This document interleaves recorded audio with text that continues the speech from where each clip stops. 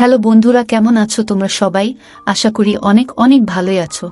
আর তোমাদের ভালোবাসায় আমিও অনেক ভালো আছি, কারণ তোমরা আমাকে যে পরিমাণে ভালোবাসা দিয়েছো এবং সাপোর্ট দিয়েছো তা আমি কোনোদিন ভুলতে পারবো না। তাই তোমাদেরকে মজা দেওয়ার জন্য আবারও একটি নতুন গল্প নিয়ে হাজির হলাম। গল্পটি শোনার মতো আশা করি তোমাদের দাঁড়িয়ে যাবে এবং তোমরা হাতের কাজ করতে সবাই হেডফোন নিয়ে বসে যাও। যদি আমার গল্প শুনে মজা পাও তাহলে অবশ্যই আমার চ্যানেলটি সাবস্ক্রাইব করবে।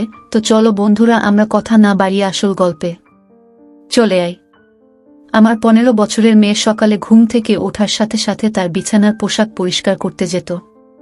তারপর সে নিজেই গোসল করে পোশাকটা লুকিয়ে রাখত। আমার মেয়ে এবং ছেলে একই ঘরে ঘুমাত।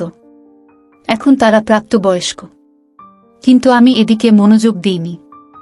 মেয়ে দিন দিন দুর্বল হয়ে যাচ্ছিল, তাই আমি সন্দেহ করে একদিন তার ঘরে গেলাম। এমনভাবে ওরা কথা বলছিল যেন স্বামী স্ত্রী। হঠাৎ দরজা খুলতেই আমার 2 চোখ বড় হয়ে উঠল। বন্ধুরা, আমার নাম তাহমিনা আক্তার। আজকের গল্পটি আমার মেয়েকে নিয়ে। আমার মেয়ের নাম তাসলিমা। আমি বাংলাদেশের সিলেট জেলার বাসিন্দা। আমার স্বামী এই পৃথিবী ছেড়ে চলে যাওয়ার পরে আমার মা বাবা আমার দ্বিতীয় বিয়ে এমন একজন লোকের সাথে দেয় যার আগে থেকেই একটি ছেলে ছিল। আমারও একটি মেয়ে ছিল। আমার বিয়ের পরে আমার ছেলে আর মেয়ে একই ঘরে ঘুমাত। আমার বড় মেয়ে রোজ তার বিছানার পোশাকটা পরিবর্তন করত। সে লুকিয়ে লুকিয়ে পোশাকটা পরিষ্কার করত। সে মাঝে মাঝে জ্ঞান হারিয়ে ফেলত। সে অনেক দুর্বল হয়ে পড়েছিল। একদিন আমি ভোরবেলা উঠে আমার মেয়ের ঘরে চলে যাই। সেখানে গিয়ে আমি যে দৃশ্যটা দেখি সেটা দেখে আমার লজ্জায় শেষ হয়ে যেতে ইচ্ছে করছিল। ভগবানের কাছে শুধু এটাই প্রার্থনা করি, তিনি যেন কোনো মাকে কখনোই এমন দৃশ্য না দেখায়। ঘরেই আমার ছেলে আর মেয়ে। আমার বিয়ের 2 বছর পরে আমি বিধবা হয়েছিলাম। তখন আমার বয়স ছিল 19 বছর, কারণ আমার মা বাবা 17 বছর বয়সে আমার বিয়ে দিয়ে দিয়েছিল। আমি তাদের একমাত্র মেয়ে ছিলাম, কিন্তু আমার বারবার মনে হতো যে আমি তাদের কাছে একটা বোঝা। তারা আমাকে নিজের সন্তান মনেই করত না। আমার জন্মের পরে আমার মা খুশি হয়নি। আমার বাবা একটি ছেলে চেয়েছিল, তাই হয়তো আমি হওয়াতে বাবা খুশি হয়নি। বাবা সবসময় আমার থেকে দূরে থাকত। বাবা আমাকে নিজের সন্তানের মতো ভালোবাসতেই পারেননি। উনি আমাকে দেখলেই রেগে যেতেন। আমাদের পরিবারে দ্বিতীয় বিয়ে করার নিয়ম ছিল না, তাই বাবার বিয়ে করতে পারেনি। সেই কারণে বাবার আমার উপর অনেক রাগ ছিল, তাই বাবা তাড়াতাড়ি আমার বিয়ে দিয়ে দিয়েছিল। আমার স্বামী একটি সরকারি স্কুলে পড়াতেন। আমাদের একটি 3 বছরের মেয়ে ছিল। একদিন হঠাৎ স্কুল থেকে বাড়ি ফেরার পথে আমার স্বামীর অ্যাক্সিডেন্ট হয় আর তিনি এই পৃথিবী ছেড়ে চলে যান। আমার স্বামী শেষ হয়ে যাওয়ার পরে আমার দিন অনেক কষ্টে পার হচ্ছিল। আমার উপর অনেক দায়িত্ব এসে পড়েছিল। কিছুদিন পরে আমার শ্বশুর শাশুড়ি আমাকে আমার বাপের বাড়িতে পাঠিয়ে দেন। আমি তাদের উপরে বড় বোঝা হয়ে উঠেছিলাম। তারা তার ছেলের মৃত্যুর জন্য আমাকেই দায়ী করতেন। তারা এমন করতেন যেন আমি তাদের ছেলেকে শেষ করে ফেলেছি। আমিও চুপচাপ আমার মা বাবার বাড়িতে চলে আসি। মা বাবার কাছে তো আমি আগে থেকেই একটি বোঝা ছিলাম। আমি আমার মেয়েকে ধরে অনেক কাঁদতাম। কিছুদিন পরে আমার মা বাবা আমার আবার বিয়ে দিয়ে দেন। এবার তারা এমন একজন লোকের সাথে আমার বিয়ে দেন যার আগে একটি বিয়ে ছিল, আর সেই দিকে তার একটি ছেলে ছিল, আর আমারও একটি মেয়ে ছিল।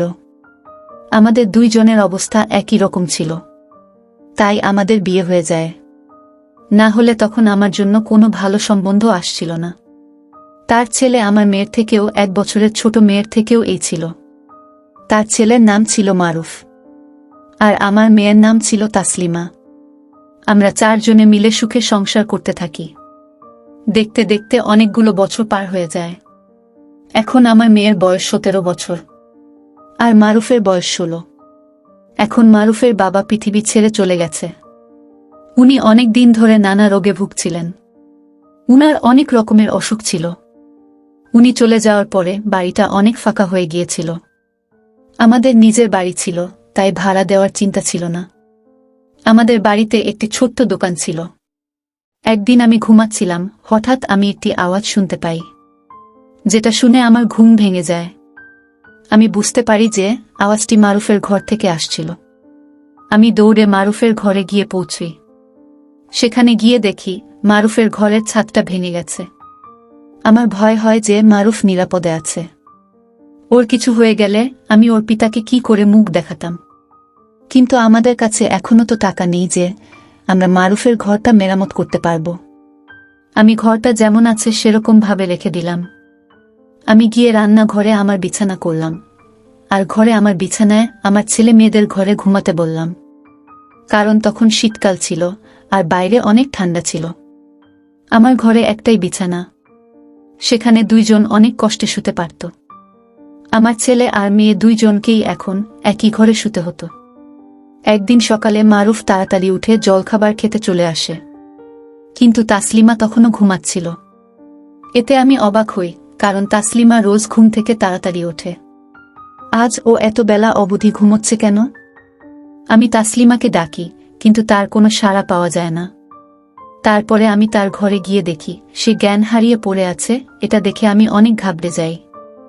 আমি মারুফকে বলি তাড়াতাড়ি একজন ডাক্তার ডেকে আনতে। ডাক্তার এসে বলে যে তাসলিমা অনেক দুর্বল ও শরীরে শক্তি কমে গেছে। তাকে দিয়ে কোনো ভারী কাজ করানো ঠিক হবে না। তাকে আর এখন আরাম করতে দেওয়া উচিত। ভালো করে খাওয়া দাওয়া করলে ও ঠিক হয়ে যাবে। তাসলিমার যখন জ্ঞান ফেরে তখন আমি ওকে জিজ্ঞেস করি, তোর কি হয়েছে? তাসলিমা বলে, জানি না কি হয়েছে। আমি বসেছিলাম, হঠাৎ আমার মাথাটা ঘুরে গেল। আমি বলি, তুই বিশ্রাম নে, আমি তোর জন্য কিছু খাবার নিয়ে আসছি। এই বলে আমি রান্নাঘরে চলে গেছি। যখন আমি খাবার নিয়ে তার ঘরে আসি তখন দেখি তাসলিমা বিছানায় নেই, আর বিছানায় পোশাকটাও নেই। আমি ঘরের বাইরে গিয়ে দেখি তাসলিমা সেই পোশাকটা পরিষ্কার করছে। আমি ওকে বলি, তুই এখন পোশাকগুলো পরিষ্কার করছিস কেন? ডাক্তার তোকে আরাম করতে বলেছে। এক্ষুনি ওঠ ওখান থেকে আর নিজের ঘরে যা, গিয়ে কিছু খেয়ে নে। তাসলিমা বলে, না মা, এই পোশাকটা পরিষ্কার করা দরকার। তুমি তো জানো আমাদের বাড়িতে একটাই পোশাক আছে, এটা না পরিষ্কার করলে রাতে বিছানায় কি দেব? আমি বলি, পোশাকটা তো অতটা ময়লা হয়নি যে আজকে পরিষ্কার করতে হবে। হঠাৎ তোর পোশাকটা পরিষ্কার করার ভূত চাপল কেন মাথায়? তুই ওঠ ওখান থেকে, পোশাকটা আমিই পরিষ্কার করে দেব। কিন্তু সে আমার কথা শুনল না। সে নিজের পোশাকটা পরিষ্কার করে সেটাকে ছাদে শুকাতে দিতে গেল। তারপরে সে এসে জলখাবার খেয়ে ঘুমিয়ে পড়ে, আর মারুফ ও কাজে বেরিয়ে যায়।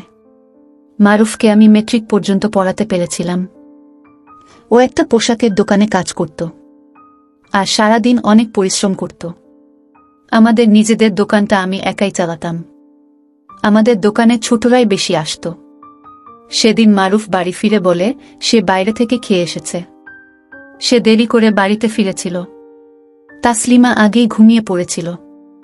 মারুফও ঘরে গিয়ে শুয়ে পড়ে, আর আমি রান্নাঘরে বিছানা পেতে শুয়ে পড়ি। জায়গা পরিবর্তন করার কারণে আমার ঘুম আসছিল না। আমার স্বামীর কথা অনেক মনে পড়ছিল। আমার দ্বিতীয় স্বামী আমার অনেক খেয়াল রাখতেন। তিনি আমাকে কখনো আগের বিয়ে নিয়ে কথা শোনাতেন না। আমার মেয়েকেও তিনি নিজের মেয়ের মতোই ভালোবাসতেন।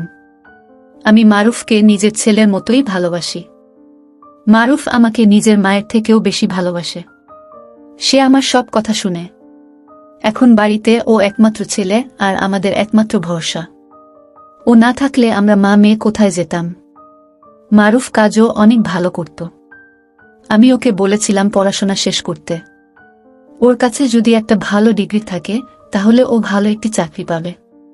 ও আমার কথা মেনে নিয়েছিল। পরের দিন সকালে তাসলিমা আবার জ্ঞান হারিয়ে পড়ে। এইবার ওর চেহারা দেখে আমি ভয় পেয়ে যাই। মনে হচ্ছিল ওর শরীর থেকে সব শক্তি বেরিয়ে গেছে। ও অনেক সাদা হয়ে গিয়েছিল। আমি আবার ডাক্তারকে ডেকে পাঠালাম। ডাক্তারবাবু এসে বললেন, ওকে কি খাওয়ানো হয়েছে? এসে বললেন, হয়েছে। আমি বলি, ও তো সেই ডাল ভাত আর সবজি খেয়েছিল। ওকে নিয়ে ফলও খাইয়েছিলাম, আর সারাদিন ওকে কোনো কাজ করতে দেওয়া হয়নি। ডাক্তারবাবু বলেন, তাহলে ও আবার এত দুর্বল হয়ে পড়ল কি করে? আপনাকে এই ব্যাপারটি সিরিয়াসলি নিতে হবে, না হলে আপনার মেয়ের প্রাণটাও চলে যেতে পারে।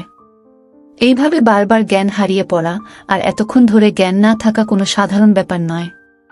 ডাক্তারবাবু চলে যাওয়ার পরে যখন তাসলিমার জ্ঞান ফেরে তখন আমি ওকে বলি, আজকে তুই যদি কোনো কাজ করিস তাহলে আমার থেকে খারাপ কেউ হবে না। কিন্তু কিছুক্ষণ পরে যখন আমি তাসলিমার ঘরে যাই তখন আমি আবার দেখি ও তার বিছানার পোশাকটা পরিষ্কার করছে। এইবার আমি দূর থেকে তাসলিমাকে দেখছিলাম। ও যা সব করছে কোনোটিই সাধারণ নয়। যবে থেকে মারুফ আর ও এক ঘরে ঘুমাচ্ছে তবে থেকে এমন অদ্ভুত আচরণ করছে। তবে থেকেই ও জ্ঞান হারাতে শুরু করেছে। ওরা দুইজন সৎ ভাই বোন হয়, কিন্তু ছোটবেলা থেকেই ওরা একসাথে বেড়ে উঠেছে। ওরা নিজের ভাই বোনের মতো একে অপরকে ভালোবাসে। তাহলে দিন দিন আমার মেয়ের শরীরটা দুর্বল হয়ে যাচ্ছে কেন? এমনটা তো তখনই হয় যখন একটি মেয়ে মা হতে যায়, কিন্তু একটি কম বয়সী মেয়ের এরকম হওয়া একেবারেই স্বাভাবিক নয়। পরের দিন সকালে আমি দেখি অদিতি ছাদে পোশাক শুকোতে দিতে গেছে। ও ভয়ে ভয়ে আশেপাশে দেখছিল যে কেউ দেখছে কিনা। আমি রান্নাঘরের জানালা থেকে সব দেখতে পাচ্ছিলাম। ওর আচরণ আমার অনেক অদ্ভুত মনে হয়। ও আমার ঘরে এসে শুয়ে পড়ে আর নিজের উপরে একটি পোশাক দিয়ে দেয়। ওর নিচে কোনো, যাতে আমি বুঝতে না পারি যে এর পোশাক আছে কিনা। আমি ওর জন্য খাবার বানিয়ে নিয়ে যাই। আমাদের দোকানটা না তেমন ভালো ছিল না। সেখানে অনেক বেশি খদ্দের আসতো না, শুধু ছোটরাই আসতো ওই ট্রফি আর চকলেট কিনতে। তারা ৫-৭ টাকা দিয়ে চলে যেত। এইভাবে আমাদের আর কি করে চলবে? আমি আমার ছেলে মেয়েকে এই বিষয়ে কিছু জানাই না। মারুফ আগে থেকেই একটি চাকরি করছিল। তাকে যদি আমি এসব কথা বলি তাহলে আরও চিন্তায় পড়ে যাবে। এদিকে এত কম টাকায় আমার পক্ষে সংসার চালানো মুশকিল হয়ে উঠছিল। এদিকে তাসলিমা অসুস্থ। ডাক্তার বলেছে ওকে ভালো ভালো খাবার খাওয়াতে, কিন্তু চাল ডাল কিনতেই তো আমাদের সব টাকা শেষ হয়ে যায়। এইভাবে সংসার চালানো অনেক মুশকিল। একদিন আমি তাসলিমা আর মারুফকে এমন সব কথা বলতে শুনি যা শুনে আমি অবাক হয়ে যাই। তাদের কথা আমি কিছুই বুঝতে পারি না। মারুফ বলছিল, তুই তো এখন থেকেই শরীর খারাপ করে বসে আছিস। আমার মনে হয় তোর আর ওই কাজটা করা উচিত নয়। তাসলিমা বলে, না না, আমি এটা করতে পারবো। এমন সুযোগ তো আর বারবার আসে না। আমি বুঝতে পারিনি যে আমার সাথে এমনটা হবে। আমি ভাবিনি যে আমার শরীরের শক্তি এত কম যে আমি এটুকু সহ্য করতে পারবো না। মারুফ বলে, আমি তোর জীবন নিয়ে খেলতে পারবো না, তাই আমাদের এটা বন্ধ করা উচিত। তাসলিমা বলে, এটা তো মাত্র কয়েক সপ্তাহের ব্যাপার, তারপর আর এমন সুযোগ আসবে না। ওরা কি কথা বলছে আমি তো কিছুই বুঝতে পারছি না। একদিন সকালে আমি এমন একটি জিনিস দেখি যেটা দেখে আমার হুঁশ উড়ে যায়। আমি দেখি তাসলিমা ছাদে পোশাক শুকোতে দিতে গেছে। সে এক পাশে গিয়ে বমি করে। আমি দৌড়ে গিয়ে তাকে জিজ্ঞেস করি, তোর কি হয়েছে? তুই কি খেয়েছিস? আর তুই রোজ বিছানার পোশাকগুলো কেন পরিষ্কার করিস? এইসব তুই কি করছিস? তুই এমন কোনো কাজ করিসনি তো যাতে তোর আর তোর বাবা মায়ের সম্মানটা নষ্ট হয়। এমনটা হলে আমি তাকে কোনোদিন ক্ষমা করব না। আমার মেয়ে বলে, মা তুমি এইসব কি বলছো? আমি এমন কোনো কাজ কেন করব না যাতে তোমাদের মাথা নিচু হয়? তুমি যেমনটা ভাবছ তেমনটা একেবারেই নয়। মনে হয় আজকাল তুমি নাটক বেশি দেখছ। যদি রোজ পোশাকটা পরিষ্কার করো তো তাতে কি হয়েছে? পোশাকটা ও পরিষ্কার হয় তাই পরিষ্কার করি। আর তুমি তো জানো যে আমি রোজ ওষুধ খাই, তাই হয়তো আজ আমার বমি হলো। তুমি কি সব উল্টোপাল্টা ভাবছ মা? আমার মেয়ে আমার সাথে এভাবে কথা বলছো কেন? আমি ওকে একটা মার দিলাম। তখনই মারুফ সেখানে এসে পড়ে।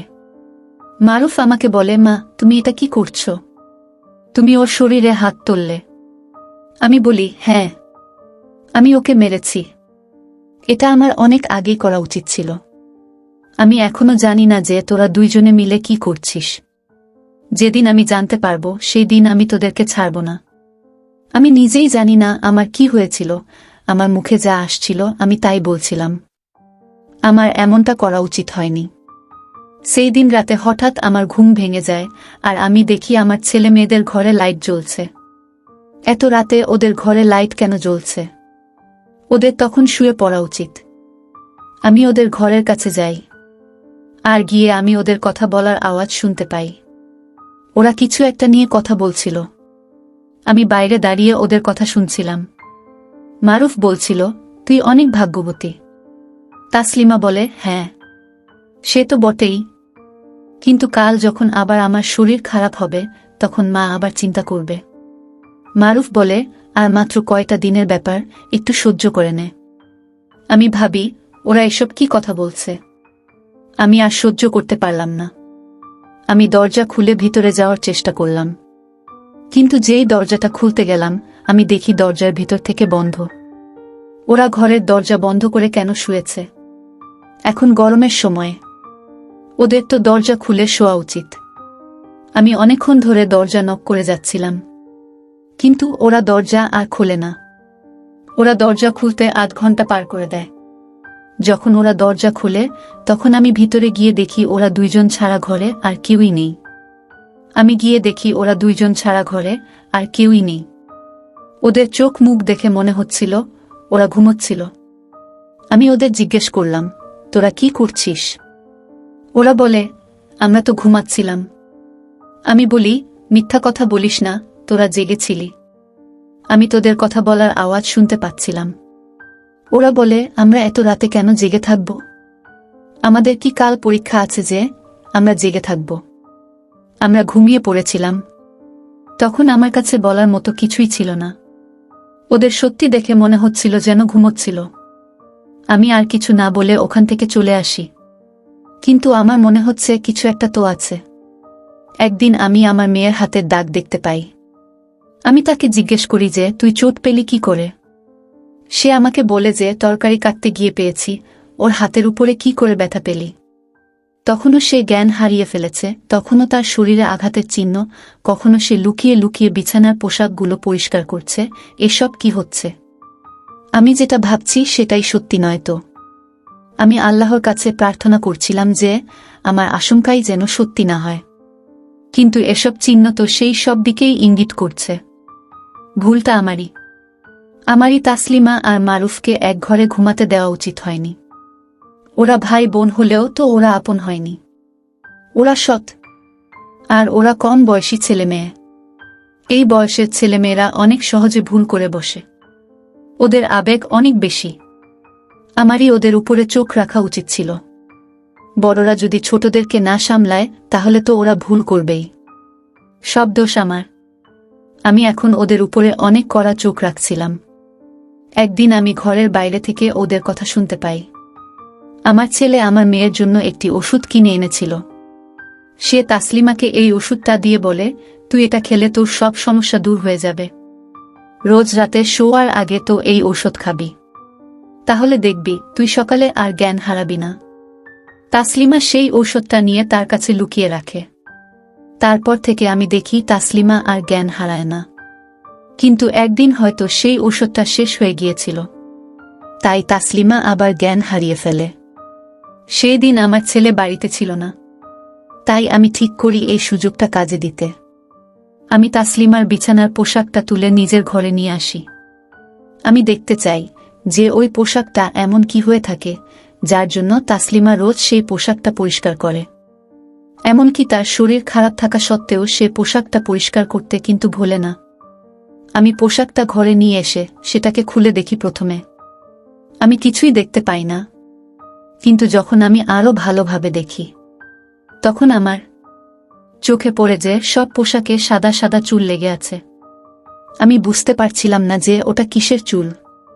এই চুলগুলো সব সাদা ছিল আর একদম ছোট্ট ছোট্ট ছিল। আমি কিছু বুঝতে পারছিলাম না। তখন আমার মেয়ের জ্ঞান ফিরে আসে। সে আমার কাছে এসে বসে আর জিজ্ঞেস করে, মা, আমার বিছানার পোশাকগুলো কই? অনেক ঘাবড়ে গিয়েছিল আমি। হয়তো ও বুঝতে পেরেছিল যে আমি তাদের পোশাকগুলো দেখে ফেলেছি।